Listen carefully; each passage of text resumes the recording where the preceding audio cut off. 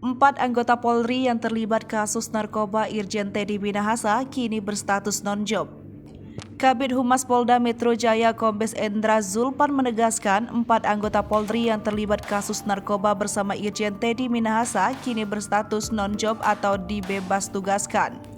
Zulpan menjelaskan keempat anggota Polri tersebut saat ini sudah menjadi tahanan di Polda Metro Jaya sejak kasus tersebut berhasil diungkapkan pihak kepolisian. Selain itu, pihaknya juga akan segera memproses pidana terkait kasus narkoba yang saat ini membelit 4 anggota Polri aktif tersebut. Ia mengatakan hal itu dilakukan sebagai komitmen Polri dalam rangka memberantas peredaran narkoba yang melibatkan semua pihak.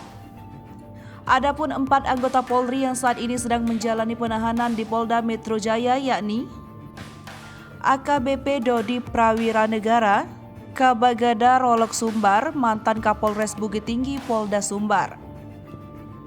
Kompol Kasranto, Kapolsek Kalibaru, Tanjung Priok. Aibtu Janto Situmorang, Sat Narkoba Jakbar. Aibda Ahmad Darmawan, Polsek Kalibaru.